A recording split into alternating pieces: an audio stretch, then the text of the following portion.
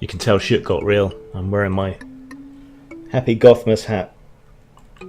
In years to come, some misbegotten third or fourth generation spawn of my cyclopean loins will approach my basalt throne and ask me, Great Grand Clone Master, why do you drink? Why do you thrash around in your sleep and smash things? And I shall tell them that it's because good people do terrible things for good reasons. Take Pelgrane Press, for example. People I know, people I like very much, who just put out an announcement saying they will not attend any convention that does not have an anti-harassment policy. Grim! Why are you against anti-harassment policies? Are you pro-harassment? Do you want people to be harassed at conventions? I've heard terrible things about you on, grogs.text or whatever. Is that it? Are you just this colossal asshole that people claim you are? No. Well, I am a colossal asshole, but not that way. See, the trouble with anti-harassment policies is that they're unnecessary and they don't deal with harassment. They're not addressed at harassment. The law is in place to deal with harassment, and some fat bloke with no friends who just wants free entry to a con by working security is not Sherlock Holmes, and is not in a position to make these kind of judgments or to throw people out of conventions when there's no evidence. And yet a lot of these seem to take it that the mere accusation should be enough to take action.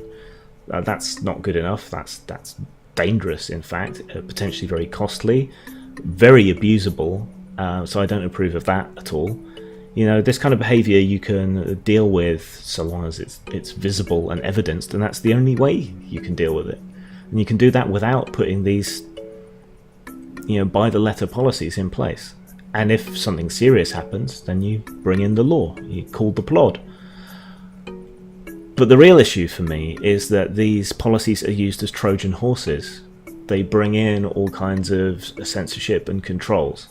They start dictating to people what they can have on their stands, what they can have on display, sometimes even the content of the games that they run or show. This is how you end up with things like skirts being measured at PAX. I keep relating this story, and I'm going to keep relating this story, and I'm going to keep banging on about this, but I've been to conventions that have these policies, and at one of these, me and a few people I know sat down. We went through the convention booklet, and we looked at the policies, and we read through the anti-harassment policy, and then we went round and we looked at every single stand in the show. And I'm not kidding. If anyone had decided to be an arse and had applied the letter of the law regarding the anti-harassment policy on that piece of paper, about 80 to 90% of that convention would be gone. They would have to tear down their displays, they'd have to leave. If all the sanctions, everything in there had been put in place, then they'd have been gone. The few cosplayers that had shown up, they'd be out on their ear as well, because they could arguably be said to look sexual. And all it would take would be one person being an arse. And they would either have no convention left, or they'd have to break their own rules, and that would present its own issues. These are just used as arbitrary ways to control and censor, and it's dangerous, and it's gonna fuck a convention up one of these days. It really, really is. So that's why I'm against anti-harassment policies. Not because I approve of harassment. I don't. Do I? Why would you even need to say that? No, harassment is bad. Stamping on babies in cleats is terrible, and you shouldn't do it. Because if you don't say that, then someone calls you out on it. Bollocks. But I think this is a misstep on Pelgrane. Like I say, I know them. They probably think they're doing the right thing. They're not just virtue signalling by doing so, but I think they're wrong.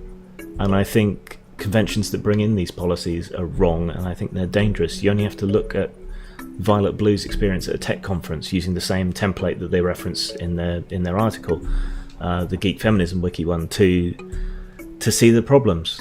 All you have to do is look at some of these examples and think about the displays you've seen. If it's a barbarian in a loincloth, or a scantily clad elven princess on a poster, or some gory miniatures, or whatever it is. you're potentially screwed.